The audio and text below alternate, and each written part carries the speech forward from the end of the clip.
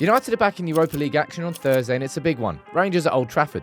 2 wins from our last 2 games, and United can finish in the top 8 and avoid an extra 2 playoff fixtures. That's something Ruben Amorim has made clear that he wants. However, after Brighton, there are so many more questions that are rightfully being asked about these players. Are they annoyed that Amorim's called them out? Well, show it against Rangers. Show it on the pitch.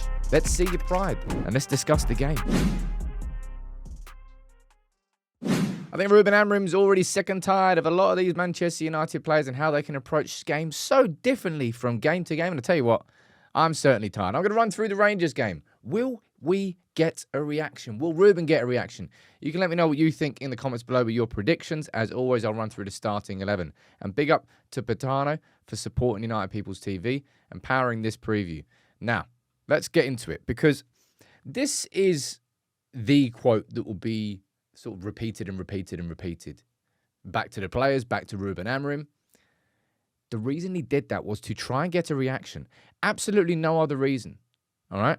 He wanted to make sure that these players understood where he was. Everything else is done behind the scenes. And will they change that against Rangers? Well, we didn't think they could do it against Liverpool. And then they did do it against Liverpool. And then Arsenal. And then we saw what happened against Southampton and Brighton. Rangers in the Europa League. All right? If we take a quick look at where we are in the standings, we're 7th right now. Win the last 2 games, we finish in the top 8. We qualify, we get 2 free game weeks in February.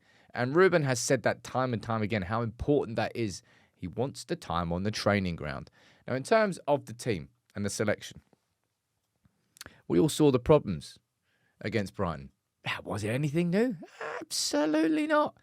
Repeated. It's literally like watching Groundhog Day, the same film over and over and over again. Different manager, different tactic, different formation. 3 at the back, 4 at the back, 5 at the back, doesn't matter. Individual mistakes absolutely cursed us in that game. And Onana won't be dropped for this game, and nor do I actually think he should be, because Onana was one of our better players for the first few months of the season, and Amorim's not going to forget that. Even after his first game against Ipswich, he said, could have been a lot worse if Onana wasn't there.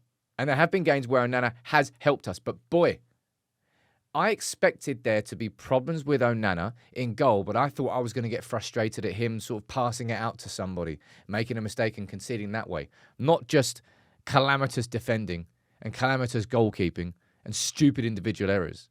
That's all down to focus, pure focus. Especially that one where he just fumbled the ball under zero pressure. Onana is going to have to change something between now and the end of the season.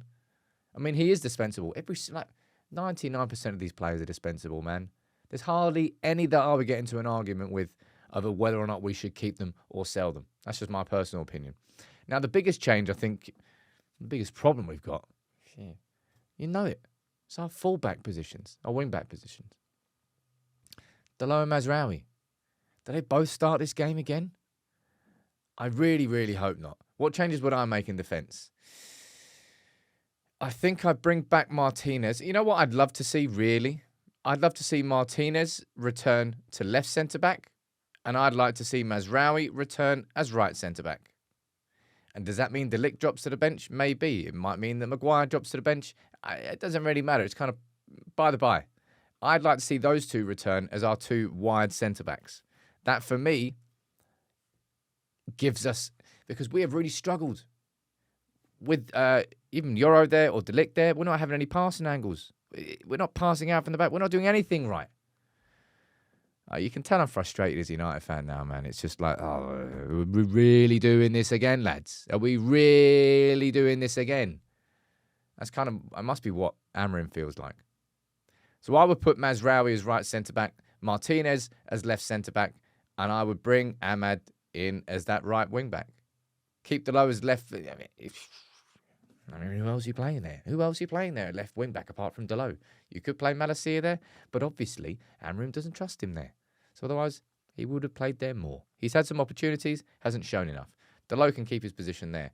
But the other issue I think we've got, for sure, looking at Ugarte and Mainu in midfield against Liverpool and Arsenal, they were both fantastic. We played in a very compact system there. There wasn't too much space between the defence, between the attack and midfield. The lines were kept tight. And therefore, not much ground was needed to be covered by Mainu. In the last couple of games, when we're playing a little bit more open, There's too much ground. And I don't think that suits Kobbie Mainoo. I think what you'll see in this game is Kobbie drop to the bench. I think you'll see Bruno drop back into that position. And I spoke about this before, and I'll speak about it again. I think what you need to see is Xerxes and Højlund both starting. Now, who plays as that second inside forward? You know what? I mean, this is never going to happen. Never going to happen. But I'd love to see this. I'd love to see Kobbie actually play further ahead than Bruno. And Bruno to be the one that's deeper. Typically, you've seen Mainoo play that and then comes off and then Bruno goes deeper. We've not actually really seen that on paper, Mainoo playing further forward. I don't think that would actually really happen. So probably what you'll likely see is that more than anything. But I really want to see Xerxes playing in one of the number 10 roles behind Højlund at some point. Is it guaranteed to work and make Manchester United better? No, it's absolutely not. But I want to see Xerxes playing that role because that is his best role. One of the enabling number 10s, holding the ball up, bringing others into play. And by doing this and bringing Mazraoui and Martinez, two ball-playing wide centre-backs, should make us a little bit more comfortable. By putting Ahmad down as the right wing-back, it should give us more options to actually play through and out from the back. Delo, nah. That's how I feel about watching United right now. Like, to go from that against Liverpool and Arsenal to that against Southampton and Brighton, it's just like, I mean, what else can you say? Really, what else can you say? I really hope to see. That's my starting 11, right? Made some changes. Quite a few changes, actually. It could be Maguire or De Ligt playing as a central centre-back. Let's see how many I get right. But Ruben must be thinking, like, lads, like, I mean, what am I supposed to do now? Honestly. Tell you what, I'm going to say that we are being, right now, maybe one of the worst teams in United's history. Maybe that will get us a reaction. Maybe that will get him a reaction from Ratcliffe and Ineos above him in terms of what he's actually got available. But he's desperate for time on the training ground. So this game in particular, and the one coming up against Steaua Bucharest, these will mean more to him than arguably the next Premier League game. Because he knows that if we win these two games, we will have 2 weeks off midweek in February. And we saw the performances against Liverpool and Arsenal. And probably the extra training ground time was essential to those. Now, my prediction for this game,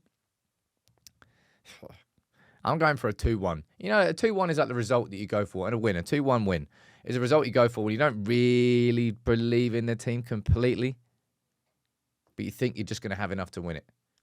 Can't give you a reason for it. I'm probably wrong. I'm going for a 2-1 win, and that is my starting 11. I'm playing Bruno deeper. I'm bringing Xerxes in as a number 10 behind Højlund, and Ahmad staying as the right wing-back. You can let me know your predictions in the comments below, as you always do, and make sure you do subscribe to United People's TV if you're new.